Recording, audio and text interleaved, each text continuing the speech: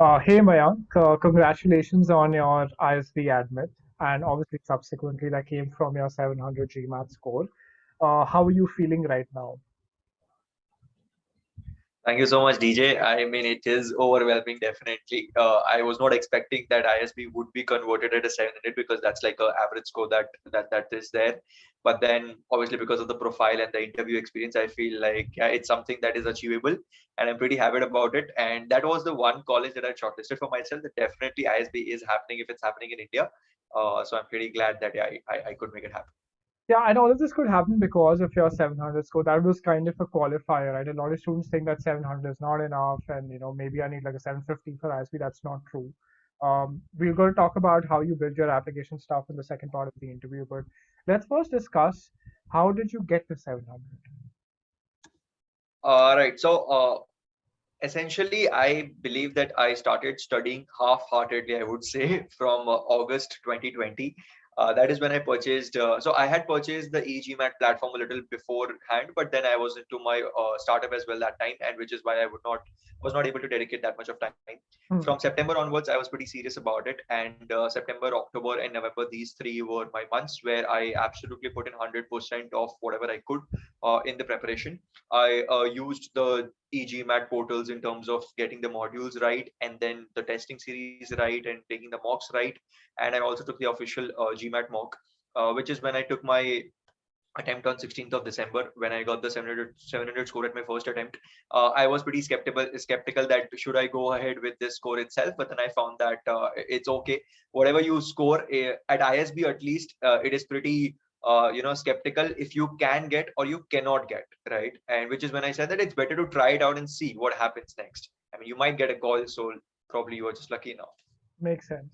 So let's talk about the course and how you kind of used it. So let's forget the half-hearted part. And obviously, a very important part is that you need to commit to studying for the GMAT consistently. That's how you do well. How did you start using the course? Take me through what worked for you in the verbal course or the quant course, and then we're going to go through the steps of how we work together to kind of help you get that success. Right. So I'll start off with the verbal course first. I knew that verbal was my weak point. I had taken CAT before as well in 2017 and 18, if I'm not wrong, and that is when I also suffered in the verbal section. So I knew that quants is something which I could be good at, and that is a secondary thing that I need to work upon. My immediate focus was on the verbal. Therein, since there are three sections, I found that reading comprehension is something which you learn by practice. It's not a skill set that you can learn just in a day or in probably two weeks itself. Sentence correction, as I went through the module, I felt that e-GMAT had provided a mathematical formula of how to actually solve sentence correction questions, and it's a step by step process. And with time, when you actually start building that process, it gets into your nerves to really understand which is the point which you need to skip. So there are, let's say, 9 steps, right? So you don't probably need to do the first 4 steps when you are absolutely a master at sentence correction. So I found that that section is something which should be your forte, because you can be 100% right at sentence correction. There is no ambiguity, right? It's a problem which can definitely be solved. The third part was obviously critical reasoning. Now, critical reasoning is something which is mostly dependent on your logic. There could be answers which are correct, which are not so correct, which is where I found that I was weak at critical reasoning, Hmm. because there were times when I was not able to understand why this goddamn answer is correct, right? I am not able to understand the logic itself. But I feel that in e-GMAT's course, the best part is you don't just talk about the right answer. You talk about the wrong answers of why they are absolutely wrong, and the learning that you get from those wrong answers is much more than from that one option that is correct. So I feel that the way the course is structured in e-GMAT, it helps you make a process for yourself. What is that step one, step two, step three that you need to follow to ensure that you get through the right answer. And with time, you actually understand which are the steps that could be skipped when you take those tests in a rigored process.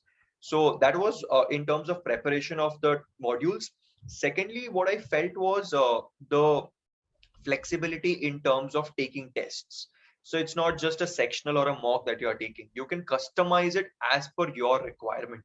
which I think is the best functionality that the test model gives in e-GMAT, is that you can shorten your time, you can increase the number of questions, you understand what's the average taken time, and what's the weighted average of correct questions, and plus you can see in terms of comparison of the last 7 days, last 30 days as per each section. So I Hmm. feel all of those things combined, if you have the right person to make you understand what e-GMAT can provide, and if you can explore that, I feel it's a very good platform and one of the best platforms that I had used to do my prep. Got it. A few points that I've taken down mentally. This is part of the visualization CR process as well. So in SC, you mentioned that it's a mathematical formula per se, right? A lot of our students and a lot of other students say that, I'm taking way too long with this process. The three-step process is taking me too long. Any advice that you would like to give them? So let's say for the first 1.5 months, I also felt that I was taking a lot of time. I was taking in some questions, I was taking 2 minutes, more than 2 minutes as well. And with the proximity of my examinations, I started taking 40 seconds, 80 seconds also to solve sentence correction questions. That is something that even I didn't expect. So how did that transformation come? So if you notice, there are questions which are underlined from the first word till the last word. Then you understand that this question itself has a lot of incorrect things, and you directly jump to the answers itself. Because I know that at the end, all the answers are also going to be completely different. So why waste time on understanding the questions? Read the first option itself and see if that's correct or not. That's one way to go about it. Let's talk about a sentence which is, let's say, 30 words long, and only the 7 words in the middle part are underlined. Then you know that the words before that first underlined word, and the words after the first underlined words, those are the words which could be played with, right, in the options. So in the options, when you read the first underlined word, you got to understand, okay, we have a set. There's a set A which starts with was, there is Hmm. a set B which starts with were. So you know that these are the options that you need to tackle with. So with time, I feel it's more about observation rather than sticking to those mathematical procedures. So I feel the more you practice and the more you challenge yourself that I need to solve this question within 80 seconds, you will start finding out those instances where you can shorten the process. Perfect. I mean, I could not have worded it any better. Let's talk about CR now. So that was my second mental note where you said it's very important to understand why a certain option is wrong. For what reason is it wrong? A lot of people don't take the time to understand or even challenge themselves to figure out. I've not marked this, but why didn't I mark it? Was there a solid ground to not mark it? How important is doing that process, and is there a specific name for that process that you did that helped you in CR? Can't recall of the specific name, but I'll just tell you about the process that I had. Hmm. I feel So it's strategic review. If you remember, I asked you right, to do like a right. million times. So I mean, so it happened in December, right? It's been more than 3 months, so which is Yeah. why I'm probably, and I'm a little weak with my general memory as well. So yeah. So what happened was, I feel that critical reasoning is more about your inclination. You often tend to run towards this one answer, which you feel innately that yeah, this is definitely the correct answer, and you're stuck with those two options, right? Hmm. And that inclination often gets you into the wrong trap, and you will probably fall there. So which is where I found that my inclination was towards an answer which was sounding correct, right? But it might not be logically correct as per the what GMAT demands. Which is when I realized that I need to understand why my inclination was incorrect. Why was Hmm. I running towards a question which was answer which was probably incorrect? Which is So it's when essentially changing the way you think a little bit, right? It's a little, right. yeah. I mean, I CR is all about whatever you have done in the past. I mean, there are a lot of questions that you would have already solved, and because of those, the aura still remains, and you often tend to do the same mistake again and again. Which is why the strategic review is necessary. Because when I'm solving a questions where you have just answered that one, probably it could be by fluke that you got the answer correct, hmm. and that effect remains that this is the logic that was right. Yeah, Which often makes you fall that okay, boss, I think that was a mistake that I made. that is true. I think that's good advice. Now let's talk about your study plan. A lot of students, I want to share with everybody who watches this video as well. What was your study plan for verbal, given that was what you were struggling with, at the start, in the middle, and towards the end? Can you just take me through quickly, so that we can share this with everybody who's watching this video too? Right. So I had pretty much decided that whichever module I am taking, I'm going to take it very seriously, and I will have a structured process towards each module. It's not that I'm doing SC together and CR together and then reading comprehension also together. So I had divided my week that on these 3 days I'll do SC, I'll complete these modules. On these 2 days I'll do critical reasoning, and reading comprehension is something that probably I'll do two entire comprehensions each day, so that the habit is consistent.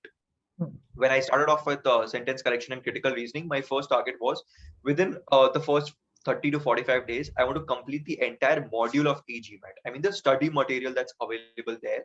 And I feel I would just like to highlight it here that uh, not just the information, but also the tests, the practice quizzes that we have.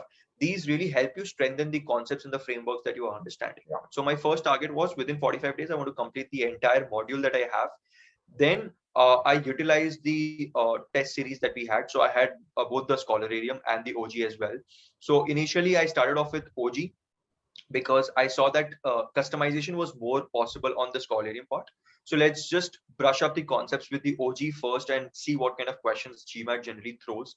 So Hmm. I used to solve, 15, 20 questions each day after I had completed my entire set of module. And I finished around 60, 70% of my OG as well in the next 30 days with respect to verbal. And Hmm. then I moved on to the Scholararium because I knew that now I could test myself by by going into uncomfortable zones, trying to shorten the time, increase the number of questions, because the analysis is better and the answers that you provide as a e-GMAT is also better in Scholararium, because that's a verbal explanation that you are giving, and in OG it's just a textual information that you are Hmm. mostly giving. So that was my entire process for the month of August, September, October, and November, I would say. And luckily I got you in the last 15 days where you could actually give me that test readiness module, and every day was defined by you. I mean, this is what you need to do on the first day, second day, third day, Mayank. And that rigorous schedule for the last 10 days, I feel made me realize that whatever I was doing in that last month was probably not correct. I was just doing whatever I had been doing. I had to challenge myself more to understand my take it time had to reduce, because I was spending a lot of time on the wrong questions. And I So also shared an Excel sheet with you, right? Which was a yeah. detailed sheet of what I had done in the past 2, 3 months. I feel that helped me a lot because I had passed on comments on every answer that this is where I went wrong, and with the timings also. So that So was your that really error helped. log, basically. Yeah, error log. I mean, eGMAT was already providing it to me, but I Mhm. feel that when I write it down, I'll remember it more. Yeah, I really like that, and that really helped me. And I just want to talk about that test readiness space towards the end as well. So it's different for different students. There's no, I mean, a lot of students now watch these videos and they say that, I want the test readiness module.